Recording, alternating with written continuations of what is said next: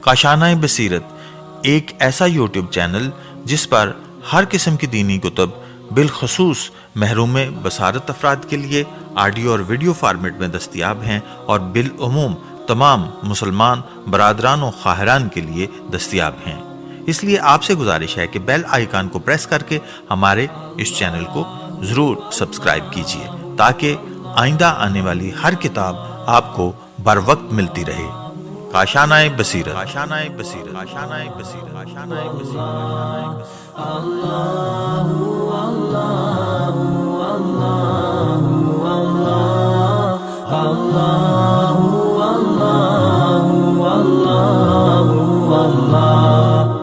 अस्सलामु अलैकुम वरहमतुल्लाहि वबरकातुहू।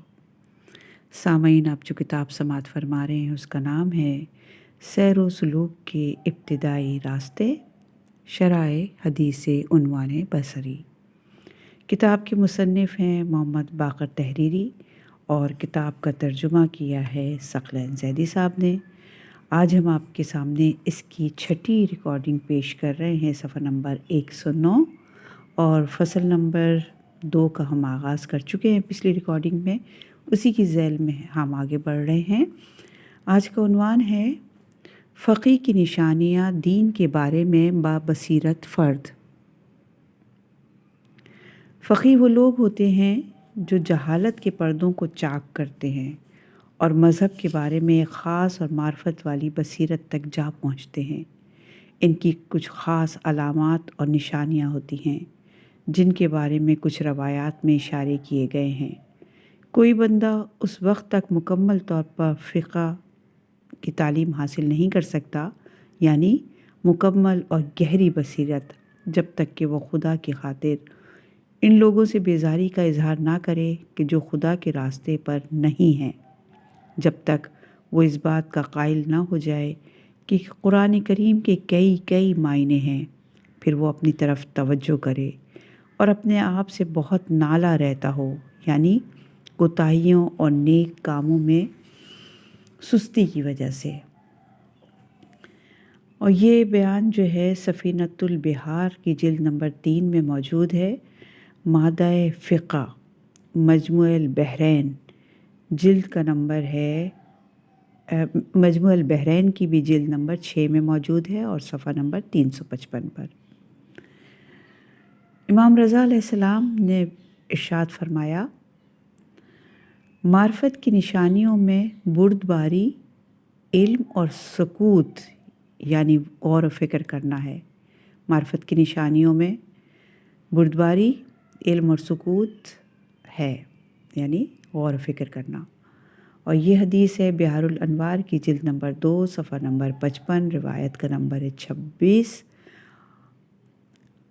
इमाम सादिक़ अलैहिस्सलाम ने भी हदीस मुफस्सली में तालिबान इल्म को कुछ गिरोहों में तकसीम किया है जो मार्फत दीन के लिए इल्म हासिल करते हैं, और उनकी तारीफ़ यूँ बयान फरमाई है।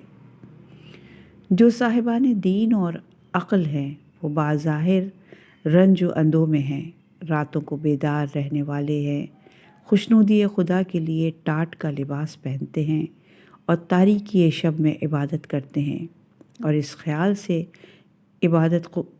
ख़याल से कि इबादत कबूल ना हो ख़ाइफ़ व तरसा रहते हैं और दुआ करते हैं डरते हुए कि मबादा इनकी दुआ कबूल ना हो, और अपने ज़माने के अहले बातिन को पहचान कर इनसे अलग रहते हैं और अपने भाइयों पर भी एतमाद नहीं करते।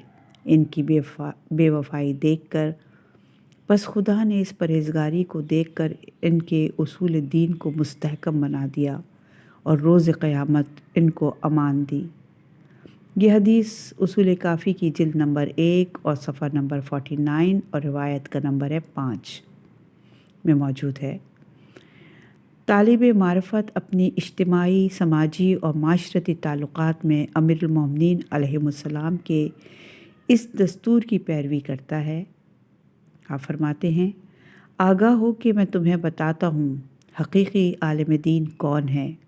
वो है जो लोगों को अल्लाह की रहमत से मायूस ना करे اور نہ ان کو عذاب خدا سے بے خوف بنائے، اور نہ ان کو خدا کی نافرمانی کی اجازت دے، اور دوسری کتابوں کی طرف رغبت سے قرآن کی تلاوت ترک نہ کرے۔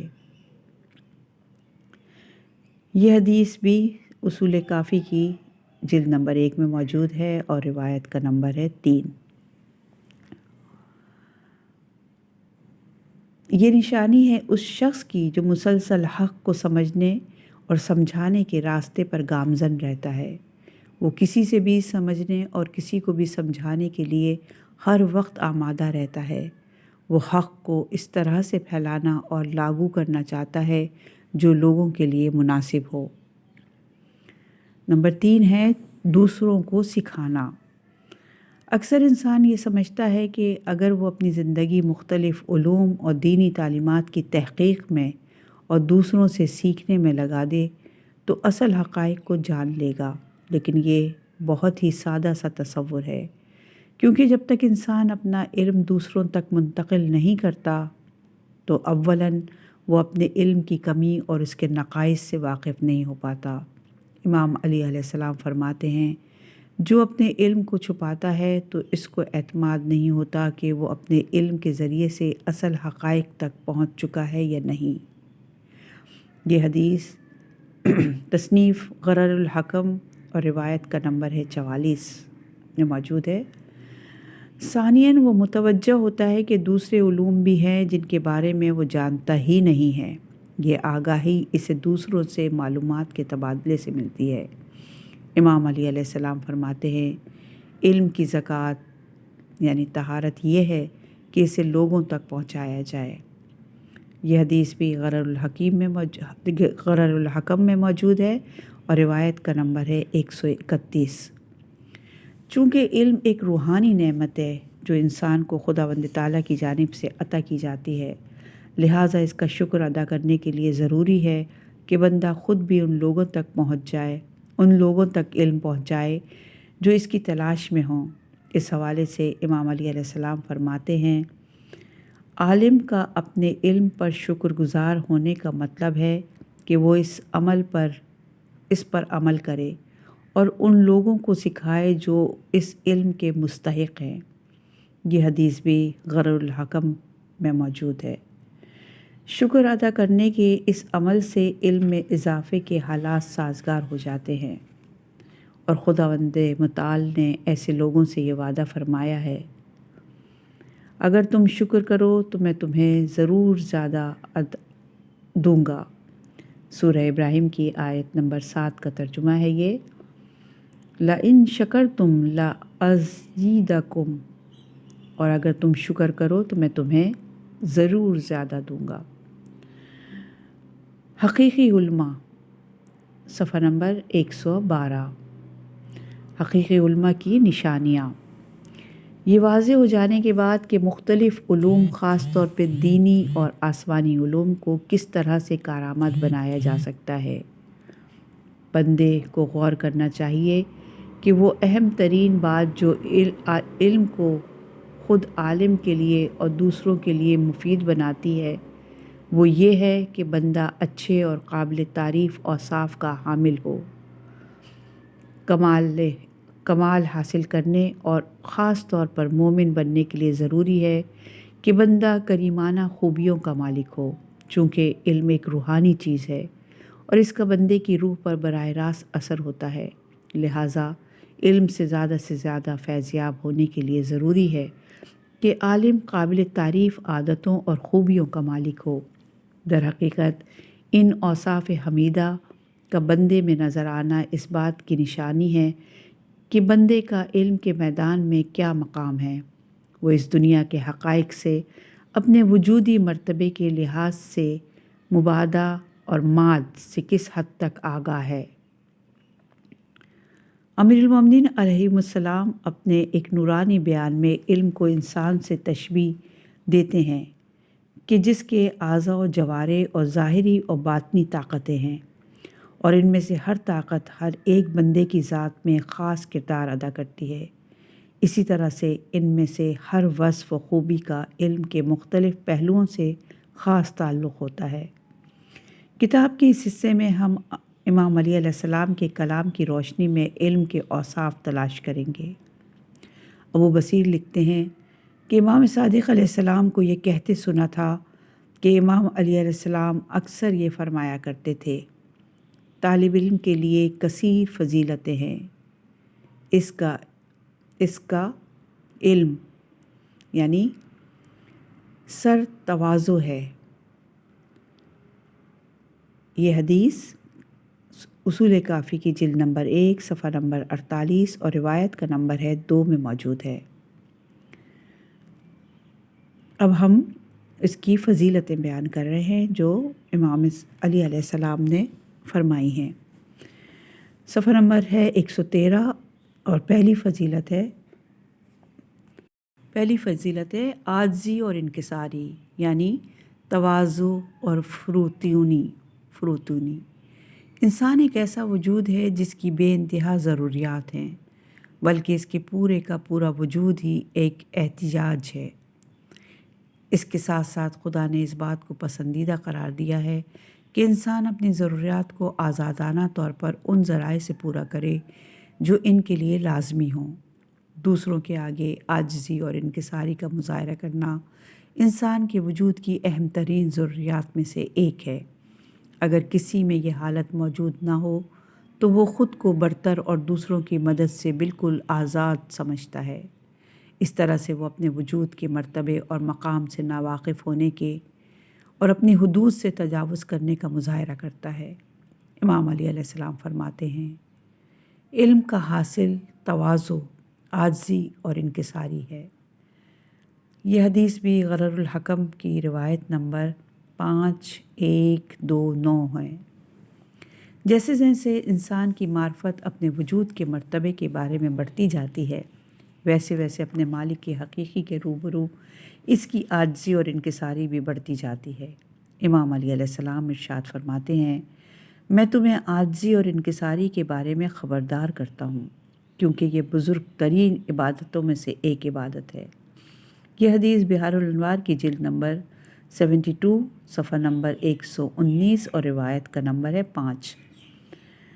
یہ خداوند متعال کے حضور عاجزی اور انکساری سے ہی ممکن ہوتا ہے کہ بندہ اطاعت اور فرمانبرداری کے ساتھ احکام خداوندی بجا لانے میں کامیاب رہے اور خدا کی نافرمانی سے بچا رہے۔ خدا اور اس کے بندوں کے حضور اپنی عاجزی اور اپنے حقیر ترین ہونے کا اظہار کرنے سے انسان نہ صرف یہ کہ حقیر و معمولی نہیں ہو جاتا، بلکہ رسول خدا کے فرمان کے مطابق عاجزی سے عاجز بندے کا مقام بلند ہو جاتا ہے۔ اور یہ حدیث ہے اصول کافی کی جلد نمبر 2 میں اور صفحہ کا نمبر ہے 121 اور روایت کا نمبر ہے 21۔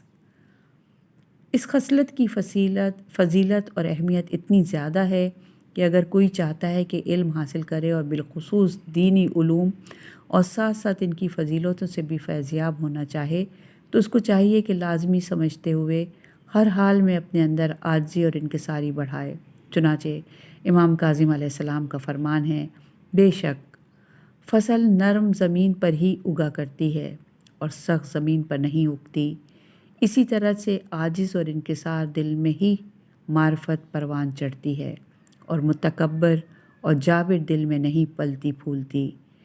اس وجہ سے خدا نے تواضع اور انکساری کو عقل و بصیرت کے حصول کا ذریعہ اور تکبر کو جہالت کا نتیجہ قرار دیا ہے۔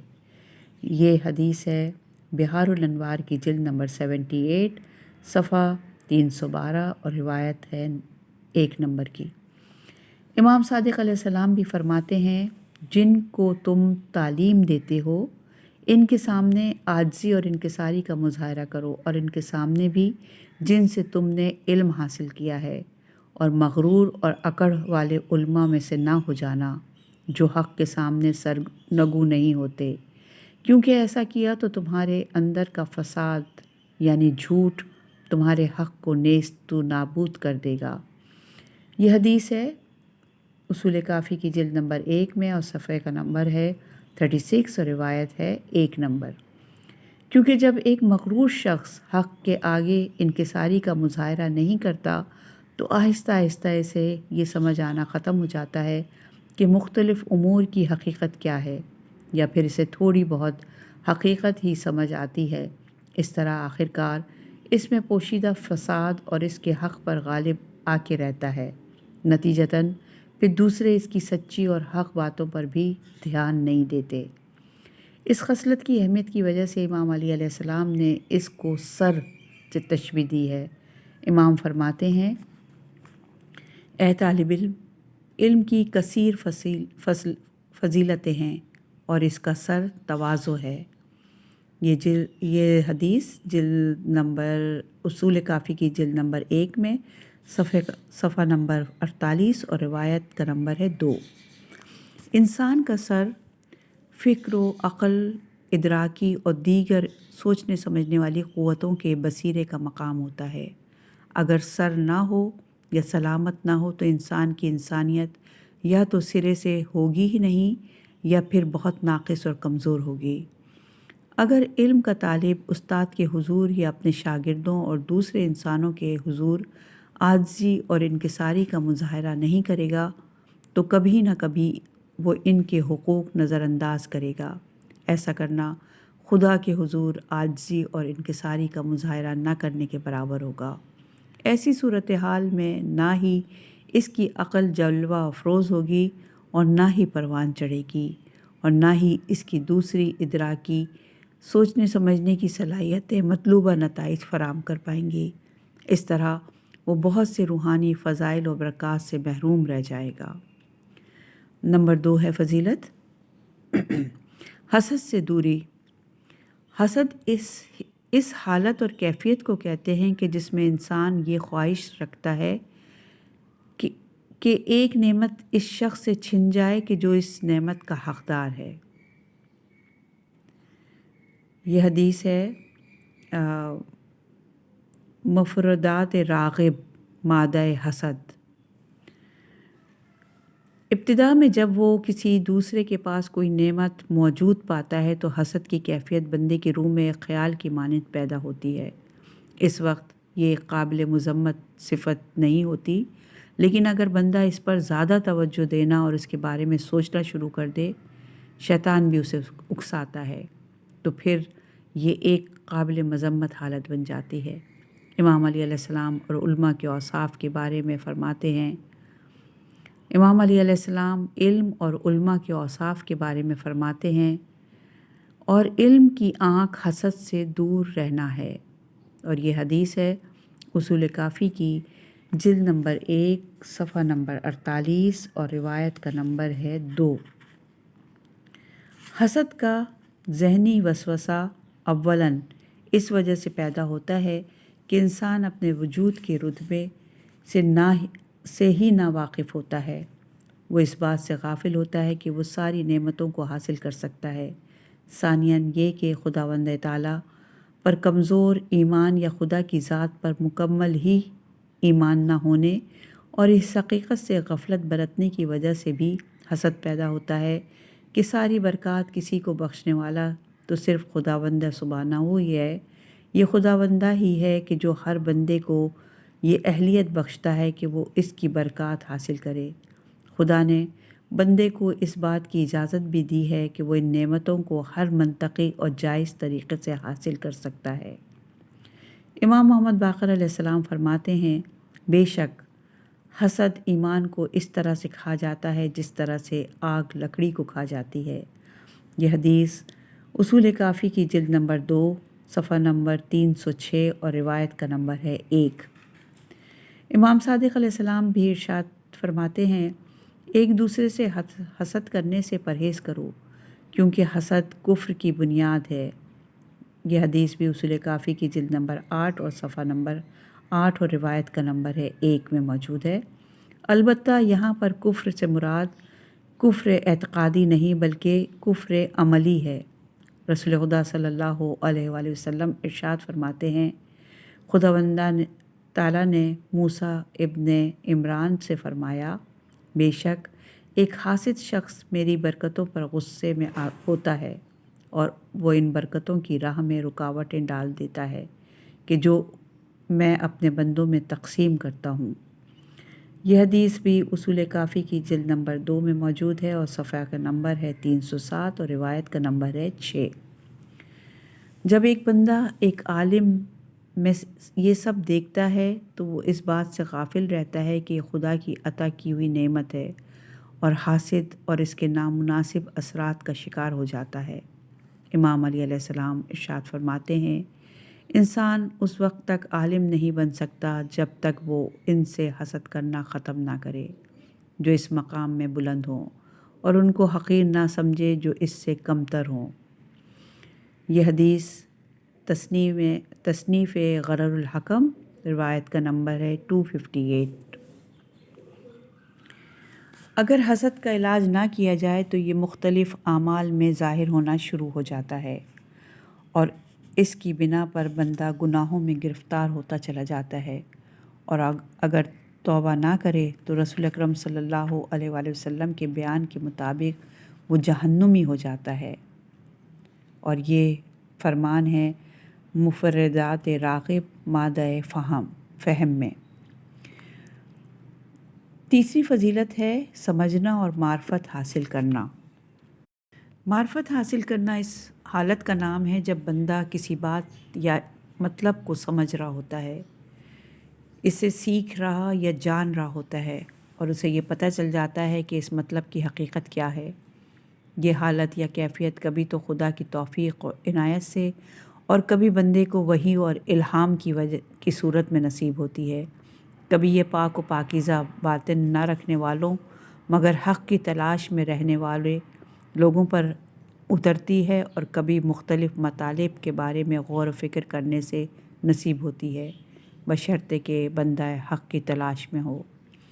اس کے لیے ضروری ہے کہ بندہ صحیح ذرائع سے خوب اچھی طرح سے اپنی عقل کو استعمال کرتے ہوئے اپنی معلومات اور اصل مفاہیم کے درمیان تعلق قائم کرتے ہوئے حقیقی اور مطلوبہ علوم اور نتائج کو سمجھنے کی کوشش کرے۔ یہاں ہم نے اس روایت کو سمجھنا شروع کیا ہے کہ جس میں امام علی علیہ السلام نے علم اور علماء کے اوصاف کو بیان فرمایا ہے۔ اس سلسلے کو آگے بڑھاتے ہیں۔ امام علی علیہ السلام فرماتے ہیں، اور علم کے کان سمجھنا یعنی معرفت ہے۔ یہ حدیث اصول کافی کی جلد نمبر 1 اور صفحہ نمبر 48 اور روایت کا نمبر 2 میں موجود ہے۔ امام صادق علیہ السلام نے اپنے آبا و اجداد علیہم السلام سے نقل کرتے ہوئے فرمایا، ایک شخص رسول خدا کے پاس آیا اور ان سے دریافت فرمایا، اے رسول اللہ، علم کیا ہے؟ آپ نے جواب میں فرمایا، خاموشی۔ اس نے پوچھا، اس کے بعد؟ آپ نے فرمایا، سننا۔ اس نے پوچھا، پھر؟ رسول خدا نے جواب دیا، یاد رکھنا۔ اس نے پوچھا، پھر اس کے بعد؟ آپ نے جواب میں ارشاد فرمایا، اس پر عمل کرنا۔ اس کے بعد اس نے پوچھا، اے رسول اللہ، اس کے بعد؟ آپ نے جواب دیا، اس کو پھیلانا یعنی دوسروں کو سکھانا۔ یہ حدیث بحار الانوار کی جلد نمبر 67 اور صفحے کا نمبر ہے 68 اور روایت کا نمبر ہے 14۔ چونکہ ہر علم کے اپنے مقدمات، طریقہ کار اور نتائج ہوتے ہیں، لہٰذا ان کو سننا، سمجھنا اور ان پر غور و فکر کرنا انسان کو اس قابل بناتا ہے کہ بندہ اپنے علم اور اپنے وجودی مرتبے کے درمیان تعلق کو سمجھ سکے اور اس علم کو حاصل کر کے اپنی مخصوص ضروریات اور حاجات کو پورا کر سکے۔ نمبر 4 فضیلت ہے سچ بولنا۔ ہر انسان کی بے داغ فطرت سچائی کی طلبگار ہوتی ہے۔ انسان ایسی فطرت کے ساتھ تخلیق کیا گیا ہے جو سچائی تک رسائی حاصل کرنے کی جستجو میں رہتا ہے اور ہر اس چیز تک رسائی حاصل کرنا چاہتا ہے جو اسے سچائی تک لے جانے میں معاون ہو۔ امام علی علیہ السلام سچائی کے بارے میں فرماتے ہیں، سچائی کا مطلب ہے کہ انسان کی گفتگو اس نظام الہی کے مطابق رہے جو خداوند تعالیٰ نے تخلیق فرمایا ہے۔ یہ حدیث تصنیف غرر الحکم روایت نمبر 4281 پر موجود ہے۔ سچائی کی بنیادی اثرات کے بارے میں امام علی علیہ السلام فرماتے ہیں، صفحے کا نمبر ہے 119، سچائی کا مطلب ہے ہر چیز کو اس کی بہترین حالت تک پہنچنے دینا۔ یہ حدیث بھی تصنیف غرر الحکم کی روایت نمبر 4340 ہے۔ انسانی معاشرے میں بسنے والی ارواح پر سچائی، سچ بولنے کے بے تحاشا پسندیدہ اثرات مرتب ہوتے ہیں۔ سچائی سچ بولنے والے کی روحانی فلاح کے بارے میں بھی پتہ دیتی ہے۔ اس حوالے سے امام صادق علیہ السلام نے فرمایا، سچا آدمی اپنی سچائی سے زیادہ پاک و پاکیزہ ہے۔ یہ حدیث امالی توسی صفحہ نمبر 223، روایت کا نمبر ہے 385۔ پروردگار عالم نے خود اپنے آپ کو سچا ترین کہہ کر اپنی توصیف بیان کی ہے، اور قرآن کریم میں ارشاد باری تعالیٰ ہے سورہ نساء کی آیت نمبر 87 میں اور آیت نمبر 122 میں ارشاد باری تعالیٰ ہے، اور اللہ سے بڑھ کر سچی بات کرنے والا کون ہو سکتا ہے، وہ عین حق ہے۔ اور اسی طرح سورہ نور میں کی آیت نمبر 25 میں ارشاد باری تعالیٰ ہوتا ہے، اللہ ہی حق ہے اور حق کو ظاہر کرنے والا ہے۔ اور اسی طرح سورہ احزاب کی آیت نمبر 4 میں ارشاد باری تعالیٰ ہے، اور اللہ حق بات کہتا اور سیدھا راستہ دکھاتا ہے۔ سورہ احزاب کی آیت نمبر 70 میں ارشاد باری تعالیٰ ہے، اور اے ایمان والو اللہ سے ڈرو اور سیدھی یعنی حق پر مبنی باتیں کیا کرو۔ سورہ یونس کی آیت نمبر 2 میں اور سورہ قمر کی آیت نمبر 55 میں ارشاد باری تعالیٰ ہے، اگر انسان حق کے راستے پر رہے اور اگر وہ اپنی زندگی کے سارے معاملات خداوند تعالیٰ تک پہنچانے والے راستے کے مطابق کر لے تو وہ حق و صداقت کے مقام تک رسائی حاصل کر سکتا ہے۔ علم حاصل کرنے کا بنیادی اور اولین مقصد یہ ہونا چاہیے کہ بندہ اپنی اہلیت اور استعداد کے مطابق اس دنیا کے حقائق اور اس کی اصلیت سے آگاہی حاصل کرے۔ پہلے مرحلے میں بندے کے سامنے جو مختلف امور ہیں اسے ان کی اصلیت اور حقیقت کو جاننا چاہیے، چاہے وہ اصلیت مادی ہو یا غیر مادی۔ دوسرے مرحلے میں اس کو اپنی استعداد اور صلاحیت کا جائزہ لینا چاہیے کہ علم کا کون سا میدان اس کے لیے زیادہ مناسب ہے۔ تیسرے مرحلے میں اس کو ان حقیقتوں کے بارے میں علم حاصل کرنے کی کوشش کرنی چاہیے کہ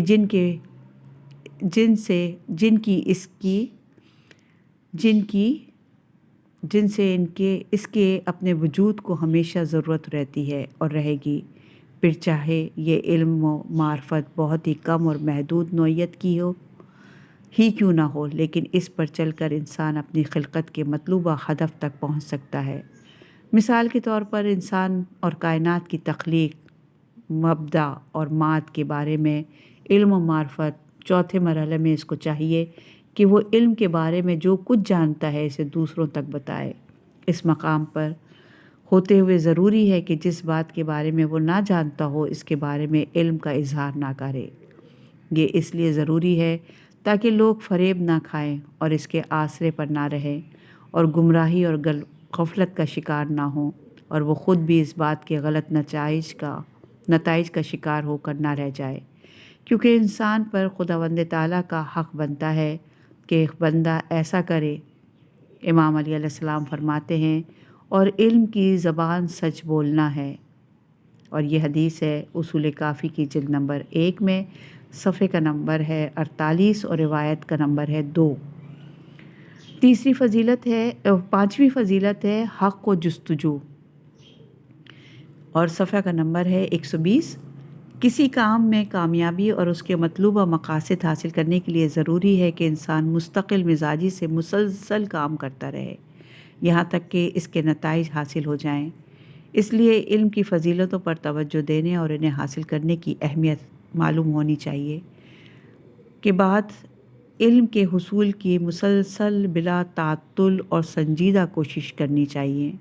امام صادق علیہ السلام نے عنوان بصری سے فرمایا، اور علم حاصل کرو۔ بے شک انسان کو حصول علم میں رکاوٹوں کا سامنا کرنا پڑتا ہے، اس کو بہت سوچ سمجھ کر اور پھر بھرپور ہمت کے ساتھ ان مشکلات کو دور کرنے کے لیے خوب کوششیں کرنی چاہیے۔ امام علیہ السلام کا فرمان ہے، جو علم حاصل کرنے کے معاملے میں دشواریوں پر بے صبری کا مظاہرہ کرتا ہے وہ جہالت کی ذلت اور رسوائی میں گھرا رہتا ہے۔ یہ حدیث ہے تصنیف غرر الحکم کی صفحہ نمبر 43 پر۔ چونکہ انسان فطری طور پر آرام طلب ہے، لہٰذا اس راستے میں اس کے لیے ضروری ہے کہ اس عادت سے خوب اچھی طرح نمٹے۔ امام علی فرماتے ہیں، علم جسمانی راحت کے ساتھ کبھی بھی حاصل نہیں کیا جا سکتا۔ یہ روایت بھی غرر الحکم کے صفحہ نمبر 43 اور روایت کا نمبر ہے 104 پہ موجود ہے۔ اسی طرح اس راستے میں کسی کو بھی ان چیزوں کو سیکھنے میں جھجک کا مظاہرہ نہیں کرنا چاہیے جن کے بارے میں وہ نہیں جانتا۔ امام علی علیہ السلام فرماتے ہیں، بے شک جو نہیں جانتا اسے اس بات سے نہیں شرمانا چاہیے کہ اسے سیکھنا ہے، کیونکہ انسان کی قدر و قیمت کا پیمانہ یہی ہے کہ وہ کتنا جانتا ہے۔ یہ حدیث بھی غرر الحکم میں موجود ہے اور صفحے کا نمبر ہے 43۔ مسلسل کوشش اور علوم میں تحقیق و جستجو سے ممکن ہے کہ انسان اپنے دل کو شاد و آباد رکھے اور دنیا کی حقیقت اور اس میں موجود مختلف رشتوں ناتوں پر نگاہ جمائے رہے۔ امام علی علیہ السلام فرماتے ہیں، اور حفاظت علم تحقیق و جستجو کرنا یعنی تلاش حق ہے۔ یہ حدیث اصول کافی کی جلد نمبر 1 اور صفحے کا نمبر ہے 48 اور روایت کا نمبر ہے 2 میں موجود ہے۔ کسی بھی کام میں کامیابی حاصل کرنے کے طریقوں میں سے ایک طریقہ دوسروں کے تجربوں سے اور یہاں تک کہ خود اپنے تجربوں سے فائدہ اٹھانا اور اس کے مثبت پہلوؤں کو کام میں لانا اور منفی پہلوؤں سے اجتناب کرنا ہے۔ قرآن و سنت نے ماہر اور تجربہ کار لوگوں سے مشورہ کرنے پر بہت زیادہ زور دیا ہے، جو مختلف امور میں ذہانت اور تجربہ رکھتے ہیں۔ خدا نے رسول خدا کو، جو خود عقل کل ہے، خدا پر توکل کرنے کی سفارش کرتے ہوئے فرمایا، اور معاملات میں ان سے مشورہ کر لیا کریں۔ یہ سورہ آل عمران کی آیت نمبر 159 کا ہم نے ترجمہ بیان کیا ہے کہ اور معاملات میں ان سے مشورہ کر لیا کریں۔ امیر المومنین امام علی علیہ السلام فرماتے ہیں، مشورے سے زیادہ کوئی چیز معین اور مددگار نہیں۔ یہ ہے نہج البلاغہ کی حکمت نمبر 54۔ پیغمبر اکرم صلی اللہ علیہ وآلہ وسلم علوم کو قوی تر کرنے اور اس میں اضافہ کرتے رہنے کی بابت فرماتے ہیں، لوگوں میں سب سے زیادہ علم والا شخص وہ ہے جو لوگوں کے علم و حکمت کو اور اپنے علم کو آپس میں ملا دے۔ یہ حدیث ہے امالی صدوق صفحہ نمبر 21 میں۔ اس کا مطلب یہ ہوا کہ اہل علم انسان دوسروں کے تجربات سے اور دوسروں نے جس طرح سے حقائق کو سمجھا ہے ان سے فائدہ اٹھاتا ہے۔ ایسا وہ یا تو ان سے براہ راست سیکھ کر کرتا ہے یا ان کی کتابوں سے فیض حاصل کرتا ہے یا پھر دوسروں کے عالمانہ طور و طریقوں سے سیکھتا ہے۔ اگر وہ علم حاصل کرنے کی راہ میں سستی کا شکار ہونے لگے تو مختلف علوم کے مقاصد پر توجہ مرکوز کر کے اپنے آپ میں ان علوم سے پیدا شدہ اثرات پر غور کر کے ان اثرات کو حاصل کرنے کی طرف خود کو راغب کر لیتا ہے۔ چھٹی فضیلت ہے علم حاصل کرنے میں خلوص، اور صفحے کا نمبر ہے 122۔ خلوص ایک طرح کی توجہ اور روحانی حالت کا نام ہے جو انسان کے تمام اعمال میں شامل رہتی ہے اور انہیں زیادہ اہم، قیمتی اور پرتاثیر بناتی ہے۔ تمام اعمال اور تمام امور میں خلوص کے ہونے کی خواہش کی جاتی ہے۔ امام علی علیہ السلام فرماتے ہیں، خلوص بہترین عمل ہے، اور یہ حدیث ہے تصنیف غرر الحکم، روایت کا نمبر ہے 2893۔ علم ایک باطنی اور روحانی امر ہے جو روحانی تربیت اور نشو و نما میں ایک اہم کردار ادا کرتا ہے۔ اس روحانی تربیت میں خلوص کو شامل رکھنے کی خاص طور پر تاکید کی گئی ہے۔ علم حاصل کرنے میں خلوص نہ صرف یہ کہ بذات خود ایک عبادت اور بہترین عمل ہے، بلکہ اس کے ساتھ ساتھ یہ انسان کو عمل کرنے کی بھی ترغیب دیتا ہے۔ امام علی علیہ السلام فرماتے ہیں، اور علم کی جان یعنی دل अच्छी नीयत है। यह हदीस है उसूल काफ़ी की जिल्द नंबर 1 में और सफ़े का नंबर है 48 और रिवायत का नंबर है 2। अगर इल्म हासिल करने के अमल में खुलूस मौजूद ना हो तो इसका हदफ तब्दील होकर कुछ ऐसा हो जाता है कि जैसा इमाम मोहम्मद बाक़र अलैहिस्सलाम ने इरशाद फरमाया, आप फरमाते हैं, अगर कोई इस वजह से इल्म हासिल करे कि फिर उल्मा के सामने अकड़ता फिरेगा या नादानों से झगड़ता फिरेगा और लोगों की तवज्जो अपनी तरफ कराने में लगा रहेगा, तो इसका ठिकाना आग है, क्योंकि सरदारी सिर्फ़ इनको ज़ेब देती है जो इसके अहल होते हैं। ये हदीस भी उसूल काफ़ी की जिल्द नंबर 1 और सफ़े का नंबर है 47 और रिवायत का नंबर है 6 में मौजूद है। इल्म हासिल करने वाला शख्स कुदरती तौर पर तवज्जो का मरकज़ बन जाता है, चाहे वो तवज्जो लोगों की हो, हाकिमों की हो या उमरा की हो। इस वजह से तलबा और ख़ास तौर पर तुल्लाब इल्म उलूम दीनी को चाहिए कि वो इस तरफ ख़ास तवज्जो रखें कि वो अपने उलूम क्यों हासिल कर रहे हैं। उनको चाहिए कि वो ख़ुद पसंदाना और दुनियावी महरक़ात की वजह से इल्म हासिल ना करें, क्योंकि वो हमेशा रूह में वसवसे पैदा करने की वजह बनते रहेंगे। इसके अलावा इस बात पर निगाह रखनी चाहिए कि नाकारा और बेदीन महरक़ात के असरात इनके आमाल में शामिल ना हों।